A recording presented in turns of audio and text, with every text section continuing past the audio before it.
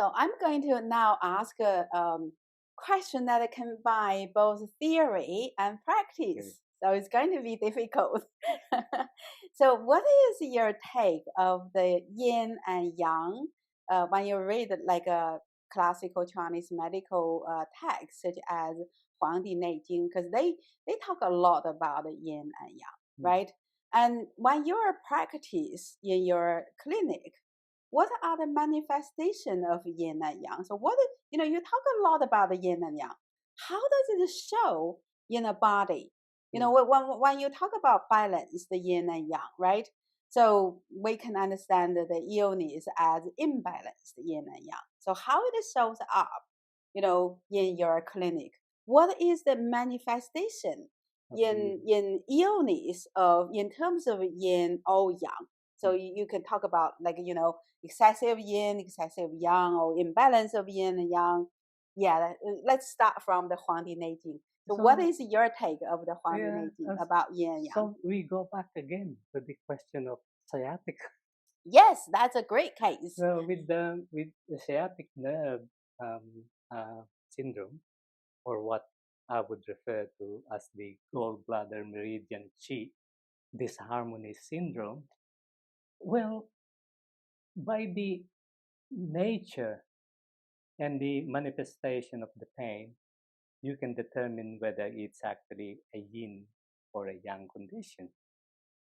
If the pain actually shift or move, that is actually a yang condition. So a patient would come and say, well, I have this pain, Dr. Ray, and it is moving on my leg. Yeah.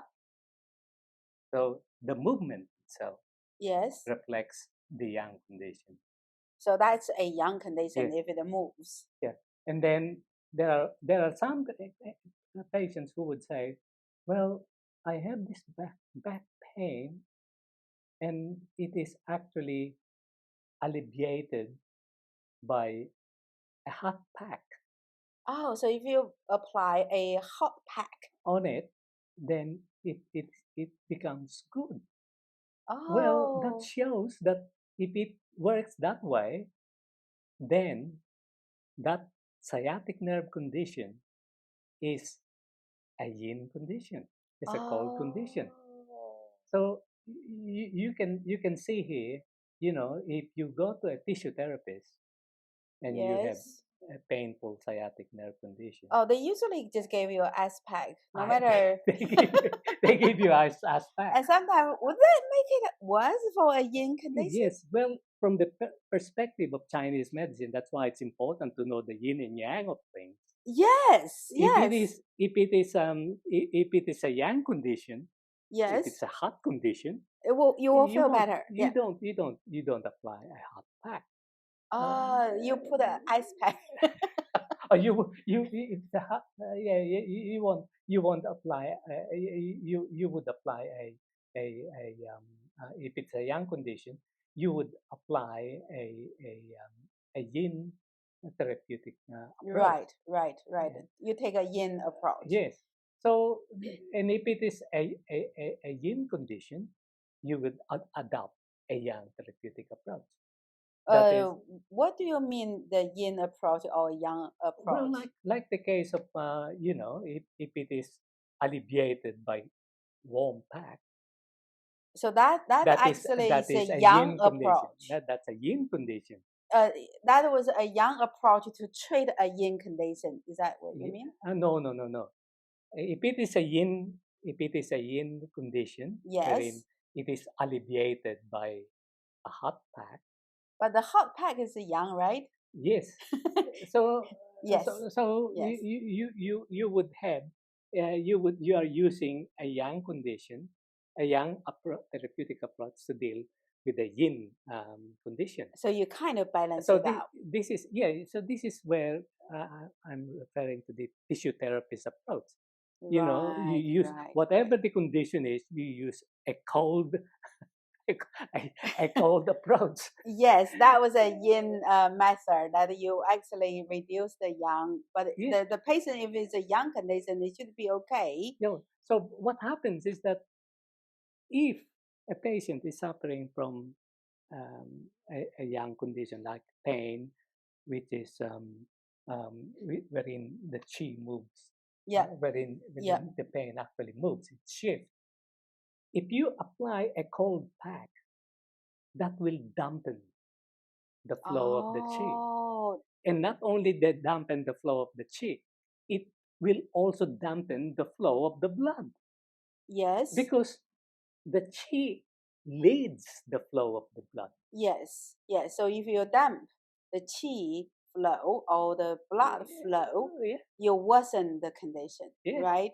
So the ice pack approach is a very inflexible way of dealing Yes. with a particular condition, which Yes. does not differentiate the yin and yang of things. Right. Right. Wow, that's really interesting. You should tell all the GPs don't just apply the ice Ice pack. pack. Think about it. Yeah, think about it. So it's important, this yin and yang approach. So we finally get the question of qi, right? So in your clinical experience, what are the manifestation or signs of qi? So how do you detect the qi? Because you talk a lot about qi flow, right? Yeah. So how do you detect the qi in pulse or in questioning your full method of gathering information? Where do you read of the qi, the signs or the signs about qi, and how do you treat the qi Yeah. in your clinical practice? Yeah. Give us an example. We can go back to that, condition you've been talking about.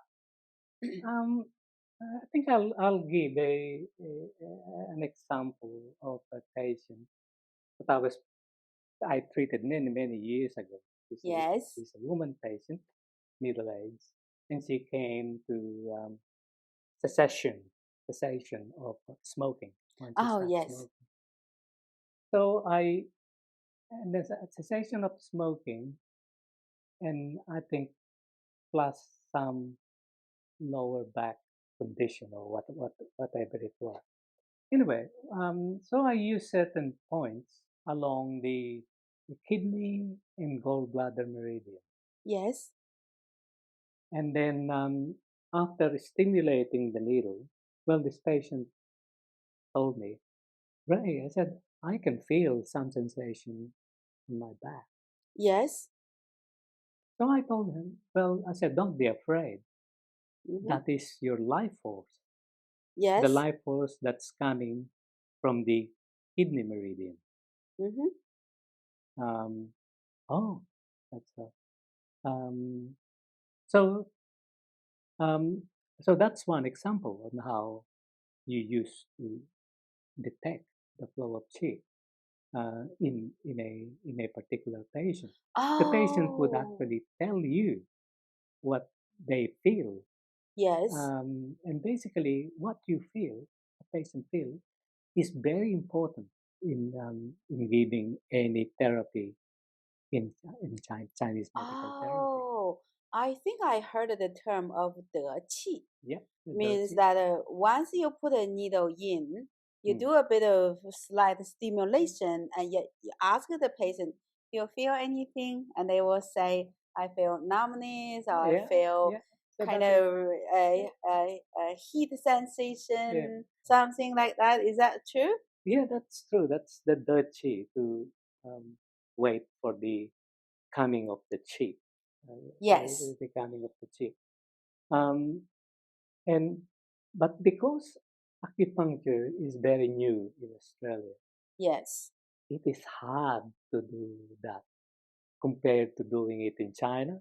Oh, When I yes. was when I was a student in China, I was assigned during my internship to the acupuncture department Yes. of the of the Beijing 中医学院 of the Yeah. Peking Chinese Medical University. Yeah. And I saw that some of the Lao Chunyi then Yes. Yes.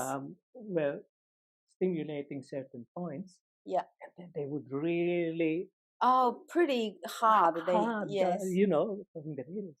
And then The patient would say, "Oh, Lila, Lila, Lila." So I said, "Oh, The chi is coming. okay." So and so when I came to Australia, at first year, I cannot do that Yes. because most people are afraid of the needles. Yeah, yeah, yeah. So Oh, that's the other thing. If you put the needle in and they feel something, they think you might damage their nerve system or no, something. they associate what I think they associate the acupuncture needle with the syringe needle because their exposure Oh, is to the syringe needle. And most people never had an experience of uh, dealing with the needles. acupuncture needle. Yes, So when I saw that, I had to explain to. That's why the consultation with that I did takes a long time. I have to explain for first timers in acupuncture yes. exactly what they would feel when I put the needle. And then I would also Oh, explain the nature of the yes. acupuncture needle and how it is different from the syringe needle. So the sensation that you would feel is different from the Oh, syringe needle. what is the Well, with the syringe syringe needle? needle, with the injection needle, Yes. the needle is hollow inside. And then Oh, the yes, medicine flows through the hollow yes. into the vein or to the tissue. Oh, so the needle doesn't, the less feeling you have, the better because, Yeah. you don't feel the pain And and then get the medicine in, right? the injection needle, also when you put it there, it tears the muscles, the muscle tissue, Oh, the skin tissue, and everything. yes. So it's painful, especially if you're having penicillin, Oh, yes, which is an yes. oil based injection. Oh, yeah, it's pretty painful. Yes. It's painful. Not only that, it takes a long while for the pain to dissipate because it Yes. takes a long while for it to be absorbed, for the penicillin to be absorbed in the body.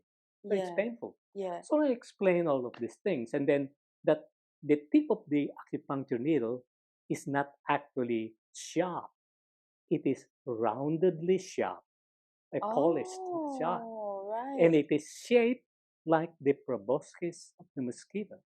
Oh, that's why you don't feel much. Not only that, so that when you put the needle inside, it will not move. It will stay on the Oh, spot where you actually want it to be. yep, yep. But because of acupuncture is new in Australia, I don't require, the dirt sheet. Yeah, you can't really do I that. don't, rub the needle and everything like that because Yeah. the patient will shout. We'll be freaking out. And I find that it's actually good doing those explanations Hmm. and then for the patient to understand the nature of what you're actually doing and then how it differs from their normal experience with the Western Yes, doctors, yes. you So see. you actually tell patient what they would feel Yes, but after what you insert the needle. Yeah. and with the patient that I was mentioning a while ago Yes. who came to stop smoking, Yes. um, I have given her the treatment. And then when I embed the needle on the leg, the kidney meridian, I just put the needle Hmm. very shallow depth, Yeah. and then so that she will not feel any pain. And because the patient doesn't feel any pain, so they're more relaxed. Yes. So Yes. it's important for the patient to be very relaxed. Yeah. And then later on, I invited the patient also to do abdominal Mm. breathing Mm. when they're Mm. having acupuncture, Mm. Mm. Mm. which because the breathing itself Mm. also relaxes the patient. Yeah. Well, I also heard a story. Well, not story. I also heard the term about the qi of each organ, like you say, the liver qi, Yeah. the lung qi. So if suppose you are, felting. pulping a pulse, would you be able to detect the qi of the internal organ, or was it just a myth? No. It's not. It's not a myth. It's a system of pulse taking that evolved for many thousands of years. You see, Yes. but there is even an older way um, of doing the pulse. Yes. It is called Sanbu Jiu Ho. Yeah. Which is Sanbu is actually the three regions Yeah. of Of the body. Yeah. the upper, the middle, and the lower. Joho is actually the three spatiotemporal conditions, and those Joho refers to the pulse. But So only this, not only the radial pulse, but also pulse on the carotid artery, on the temple, on the leg. oh, so it's the upper pulse got Yes, 3, the waist pulse got yes, 3, and and the leg also. that is actually in the Huangdi Oh, Neijing. yes. That has been forgotten. Yeah. So I use those other pulses when I encounter some patients because of other reasons. I could not feel the radial pulse. Oh, sometimes they can be So really weak. I Yes. feel the carotid Yeah. pulse. Yeah. This is stronger. So It's you the same. can detect The, the states basically the of flow the. of the qi, because Yes. in Chinese medicine the flow of blood is led by the flow of qi. So when you're taking a pulse, either on the neck or on the waist, what you are detecting is the qi, the state of the qi flow. Is Yes, that true? or the qi, or the state of the yin and yang qi flow, because Right. the blood is yin and the qi is yang. Yeah. So Yeah. that's what I feel.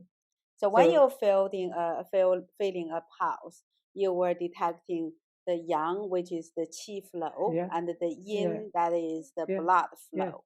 Because the way I see uh, the meridian qi flow, it is actually the flow of the qi transformation Yes. along the meridian. Right. Because as you made mention about the Jing Qi Shen, Yes. these are the three manifestations of the transformation of the qi. Right. That's Yes. sort of thing. That's how I see it. So I'm not concerned about, for example, taking the radial pulse and working out uh, the the organ disharmony. I'm more concerned about the yin and yang, and Yes. the yin and yang balance in the qi and blood flow, because we So do not separate yeah. the qi and the blood flow. So if I can summarize it, uh, when you were seeing the patient by either asking question, feeling the pulse, listening, and smelling their odors or whatever, these are all concentrated into detecting their qi, their blood flow, and then so that's the the whole diagnosing process. Yeah. And when it comes to treatment, so what you're treating is, can you also say it is the treatment to the qi and blood flow that to bring in the treatment is balance? balancing the yin and yang qi. So basically, what you're treating is not a specific disease as we define in biomedicine. What you're treating is the imbalance of qi flow or blood flow. So you want to bring back the balance, it's right? not just a physical condition that I'm. Yes. It is the psychophysical condition Yes. that I'm actually trying to balance. Yes. Or balancing the mind, the body. Yes. So you're basically treating the whole thing, come down to treating the qi and blood flow. Yep. So if you can bring that back to balance, to a desired balance state, then the patient should be healthy. You're healthy. And then you have to bring the patient also to understand, those notion of yin and yang balance, because, the notion of yin and yang is very remote to Yes, the yes. understanding of a lot of The Australian patients. Australian patients. It's because Chinese medicine is very new. Yes, Here, yes. it is here in Victoria. It started probably 100, 200 years ago. Right. Yes. And in China, it's been like 3,000 years, Yeah. even before the recorded history. Yeah. They've been doing this needle thing. I know. And another thing is that Chinese medicine has been a marginalized discipline here in Australia. Yes. So it's which is sad. Which is quite sad. Yes. So that is the job of a TCM practitioner here in Australia, is to, to bring Chinese medicine from marginality or periphery to the center Yes. of the Yes. healing traditions here Yes. in Australia. Yes. Like we said earlier, the traditional Chinese medicine help you to build up your body's self-healing power. Precisely, yeah. And that actually would be more economical and more healthier, more effective. Most of the time, especially if you have to wait for a year for a surgery. Meanwhile, you can actually sort out a acupuncture to relieve your pain or something. Yeah, and that's also the reason why, because of its marginality, Chinese medicine is not covered by Medicare here that's another thing. Well, yeah, but that is a contemporary thing. Yes, because very important. it's pretty bad. But Chinese medicine practitioners here in Australia can make use of that difficult situation to bring Chinese medicine from marginality to the center. To show, how effective it can be if practiced effectively. Yeah. One last question. My last question is about the five-phase theory, because it figured pretty prominent in the medical text. I don't really know anything about it, so I need you to explain what the five-phase theory sort of implies in terms of medical practice. Do you use five-phase theory? The water, wood, fire, metal, and earth phases, and then how do you use that? Well, in actually, clinic? it's a very important part of the pre-modern philosophy of traditional Chinese medicine. This is the five agents, or the wuxing. The wuxing, the five phases, or the five elements. Yes. Because knowledge of the five elements is very, very important in the practice of Chinese medicine. Because the five elements brings the environment back and into the body of the patient, or into the body of humanity. Yes. It is one way of integrating nature into humanity, because if you would look at nature, whatever it is, and another thing, I see five elements as this philosophy as similar to the four elements in the Greek philosophy, in the Hippocratic medicine, the Greek philosophy. It's the same. It's the same. In the sense that it is one way of looking at nature and looking at the human body, and how the human body actually embodies the natural world outside. That's why there is no separation between the nature and humanity. So the human is a part of the nature world, right? Yes, that's why they call human nature. The human nature, and that sort of thing. And but you can also see the five elements as also as yin and yang. Yes.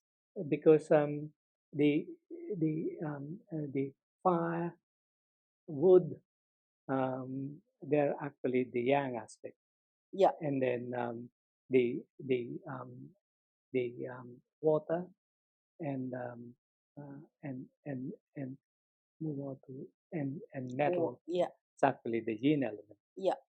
and then The earth was like a kind of neutral. the center. Yeah, the The center. center Yeah. it's like that. Yeah. So and this is also reflected in the Chinese calendar. Yeah, yeah. So the spring is the wood phase, and the Yes. summer So is the fire, yeah, autumn's the metal, precisely. winter is the water phase, Yeah. and the earth sort of goes year Yeah. round. Yep. So in different elements, the the dynamics, how the change pattern would be quite different, Yeah. and that would be reflecting in the pulse, in how the body feels. Precisely. Yeah. So that's when I was reading the Huangdi Neijing, Yeah. the internal medicine of the Yellow Emperor, it talks about the pulse would feel different during the different phases and different seasons. Yeah. Yes. So you're right there, Professor Gao. thank you. Thank you. Thank you so much for answering all these questions and illustrating with your clinical experience. And I'm pretty sure that my audience will love you and your experience. And hopefully, we'll do more interview in the future. So thank you. All my thanks to Dr. Ray, and let me know what you feel about our conversation, and I would certainly pass on your comments to Dr. Ray, and let's work together so that make more traditional Chinese medical service, uh, more service to be available to everyone, because it is really effective and a very economical way of treating conditions, and more importantly, we can learn a lot from Dr. Ray's experience so that we can take care of ourselves and maintain our health and have a good life. Thank you. And thanks, Dr. Ray. Okay, thanks for having me.